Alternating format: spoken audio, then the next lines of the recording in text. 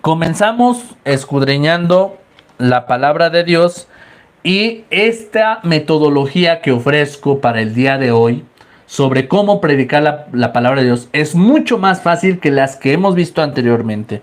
Entonces dice el texto, en aquel tiempo, ¿sí? Y esto es lo que tienen que hacer, en aquel tiempo Jesús se fue a la otra orilla.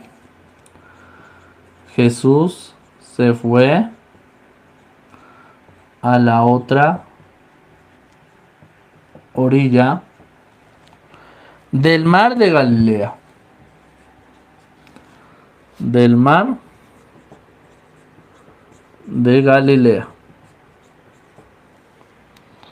O lago de Tiberíades. ¿Ok? Bien. Vamos a ir paso por paso. En esta predicación, ¿sí? Ya tenemos el primer renglón del Evangelio. En aquel tiempo, estamos hablando en otros tiempos, ¿sí? Vamos a comenzar a ver. Vamos a dividir la palabra de Dios. En aquel tiempo. ¿Qué nos dice hasta aquí? En aquel tiempo. ¿Cómo podemos empezar nuestra predicación? Bueno, ¿cómo era en aquel tiempo? Bueno, hay que investigar, número uno, ¿sí? ¿Cómo era en los tiempos de Jesús? Podemos decir, en los tiempos de Jesús,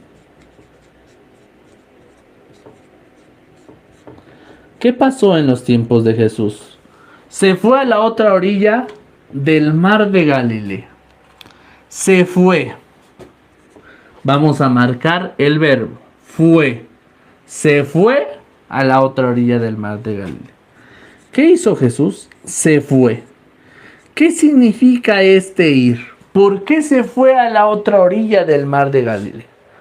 Si nosotros analizamos esta primer parte del texto, podemos hablar del verbo en sí para poder dar toda una explicación. Y van a ver lo que voy a hacer a continuación. Por eso les digo que esta es una de las metodologías más fáciles y más importantes, creo yo, para poder dar el mensaje de Dios. ¿Qué significa el verbo ir a la otra orilla? Bueno, vamos a comenzar. En el Evangelio, ¿en qué Evangelio estamos? Arriba lo tenemos, de San Juan, ¿sí? Jesús nos manifiesta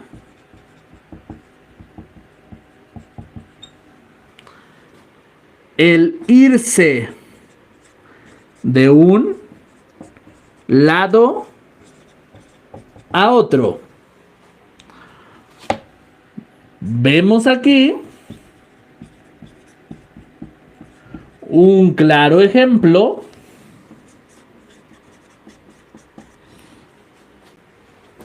de que no debemos ser evangelizadores estáticos.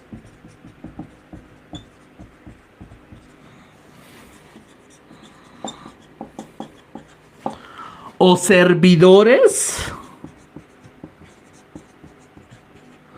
que solo sirven en una cosa o en un solo lugar. Si nosotros analizamos la postura de Jesús, vemos lo que el Papa Francisco propone en la Evangelii Gaudium.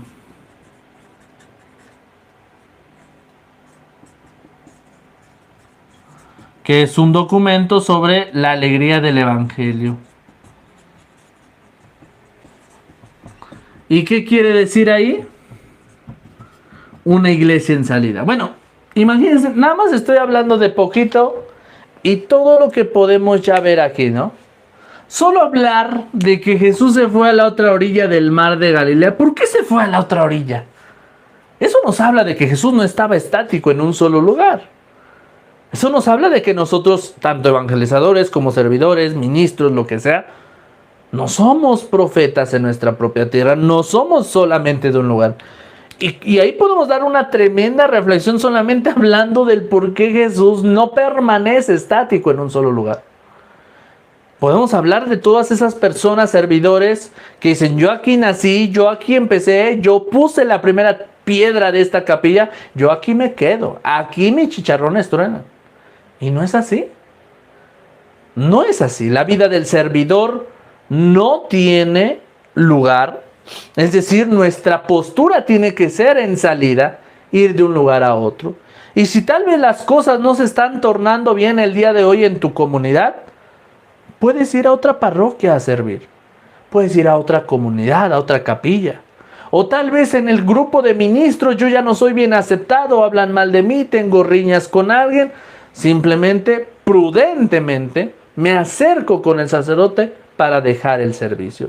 Pero no solo el servicio en general, sino específicamente el servicio del ministro extraordinario.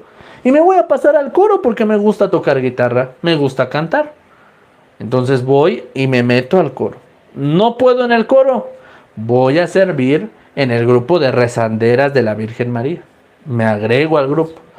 No puedo ir porque a lo mejor piden que estemos todos los días cuidando la imagen. Voy a ayudar entonces en el grupo de liturgia. No puedo estar en la liturgia porque a lo mejor no estoy casado, X o Y cosa. Me voy a otro servicio. El no permanecer significa entonces estar dispuesto a estar de un lugar a otro para llevar el mensaje de Dios. Solo nada más con esto que acabamos de hablar, podemos dar todo una explicación. Hay un autor, no recuerdo ahorita el nombre, que escribió el libro del Génesis como un tratado de filosofía. No, hombre, es un libro gruesote. Ahorita, fíjense, les comparto. Estoy leyendo este libro para ir comprendiendo algunos términos de la filosofía pagana antigua, ¿sí? Cómo surgen estas formas de pensar de los primeros pensadores, Sócrates, Platón, ¿sí? Pero desde mucho antes, ¿sí? Todos estos, Epicuro, todos los pensadores, pero imagínense, nada más para aprender un poquito de la introducción a la filosofía, todo el librote que me tengo que aventar, ¿no? ¿Sí? Ahora imagínense, hay un libro de un pensador, ¿sí? Que escribe el libro del Génesis, solo el libro del Génesis, escudriñando a través de esta metodología. Pone una frase, la primera frase del Génesis, por ejemplo, en el inicio no había nada, ¿no? ¿Qué significa que en el inicio no había nada? Toda una explicación. Luego pone la siguiente frase de la Biblia, y así, casi versículo por versículo, este autor filosóficamente te va explicando todo el libro del Génesis. No, interesantísimo. Ahora, esta metodología que les doy el día de hoy, cómo predicar la palabra de Dios, es una de las más fáciles. ¿Por qué? Porque en cada frase vamos a ir encontrando verbos, lugares. Primero lugar, en aquel tiempo. Entonces, tendríamos ahí que investigar en los tiempos de Jesús, ¿por qué habría que irse de un lugar a otro? Ahora, ¿qué significa que se fue a la otra orilla? ¿Cómo se iban? Se iban en burros, en carretas, en carros. ¿En qué? No había medio de transporte. ¿Cómo era? Hay que ponerse... Entonces, de una cosa nos lleva a otra. Eso es a lo que voy a hablar el día de hoy. Voy a poner el siguiente ejemplo para culminar con la siguiente parte, que serán los libros que giran en torno a una predicación de la palabra de Dios. Cuando nosotros queremos hablar de Dios, no solamente se trata de hablar de Dios como una lluvia de días, no, o a lo que se me ocurra, no. Todo tiene un sentido, una razón de ser. Entonces, vamos a la siguiente parte del Evangelio. Ya que dijo en aquel tiempo que se fue a la otra orilla del mar de Galilea, ¿qué dice? Lo seguía mucha gente. Estoy 100% seguro que esta metodología de predicar la palabra de Dios a muchos de ustedes les va a servir porque es la más fácil. Imagínense ir solamente dividiendo renglón por renglón de la palabra de Dios. Y de cada eso, lo que te dice acá, lo vas a ir desglosando, ¿ok? Porque no nada más es lo que me diga la palabra de Dios y lo que me ilumine, no. Porque muchas veces los predicadores, los ministros sobre todo, quieren dar una reflexión. Hablamos de todo menos del evangelio. Sí, hablas muy bonito, pones ejemplos muy bonitos, hasta haces llorar a la gente. Pero no te referiste nunca a lo que dijo el evangelio. No tiene sentido. Hay que aprender a hablar de la palabra de Dios. Entonces dice, lo seguía mucha gente porque habían visto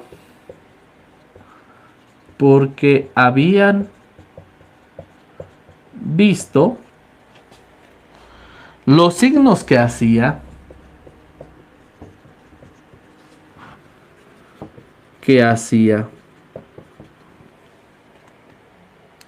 curando a los enfermos.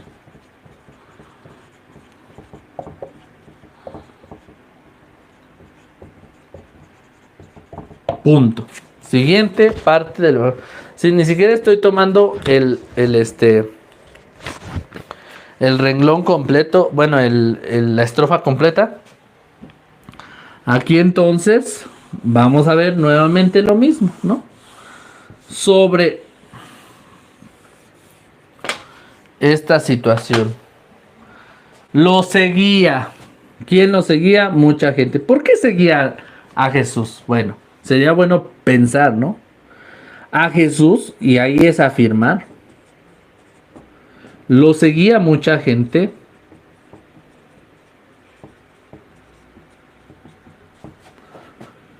porque demostraba con su vida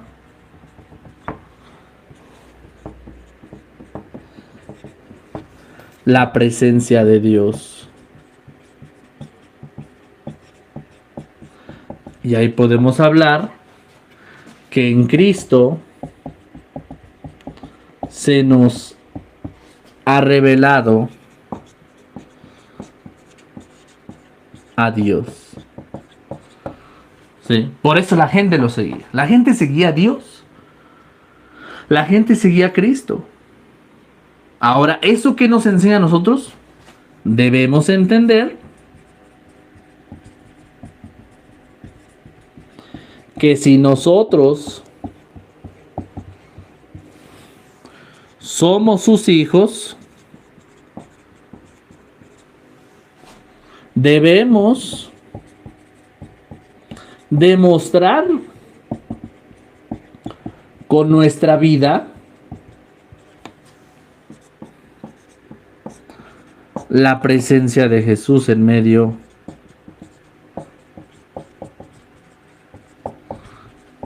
de nosotros. Y ahí poder poner ejemplos, ¿no? Por ejemplo, ¿qué pasa cuando la gente dice Dios no existe? Hay una reflexión que habla sobre que los barberos no existen. Dice una persona, no existen las barberías, los barberos. Dice, ¿cómo no? Si hay muchas. Bueno, si existieran las barberías, porque hay mucha gente con barba y con cabello largo, con greñas. Dice, pues ¿por qué no quieren ir? ¿Por qué no tienen dinero para ir? Lo mismo pasa con Dios. Dios existe porque una persona dice, Dios no existe porque si Dios existiera no hubiera tantas guerras, no hubiera tantos problemas, no hubiera tantos asesinatos. Dios existe. Pero todas esas personas son ocasión y daño de todo lo que ha pasado en la sociedad. Problemas de la gente y demás. Igual nosotros, ¿no? Podemos decir, no existen los doctores. Porque si existieran los doctores no hubiera tanta gente enferma. No, pues si la gente se enferma por tantas cosas que se mete a su cuerpo, tantas sustancias, que a lo mejor en la juventud no las vieron, pero ya después de mucho tiempo se da uno cuenta de esas situaciones, ¿no? Entonces, las cosas existen, sí. Existen doctores, existen arquitectos, existen ingenieros, sí. Los que nosotros no somos, nosotros somos los que no queremos tomar el camino. Entonces ahí podré poner el ejemplo de demostrar, si tenemos la tarea de evangelizar. ¿Qué hacía? Pues habían visto los signos que hacía curando a los enfermos. Sería bueno entonces de hablar de los enfermos. ¿Cuál es el origen de los enfermos? ¿Cuál es el origen de los enfermos? O sea, analizar un panorama histórico de la enfermedad. O sea, si nos damos cuenta, acá ya podemos a escribir, ¿no? Si nos damos cuenta, las enfermedades ya existían desde los tiempos de Jesús. No es de apenas. Esto no es de apenas de que hay guerras, ¿sí? Y de que hay matazones, asesinatos. Todo esto ya existía desde los tiempos de Jesús, ¿sí? Y a pesar de ello, Jesús, ¿sí?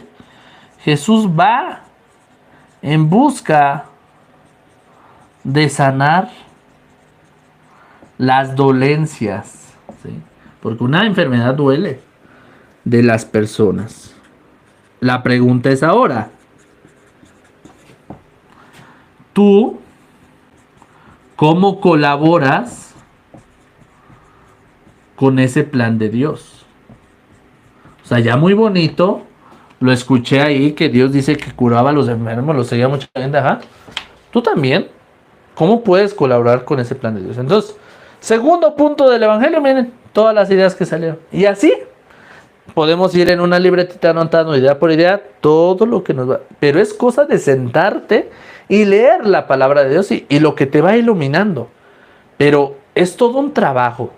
El predicar la palabra de Dios es todo un trabajo.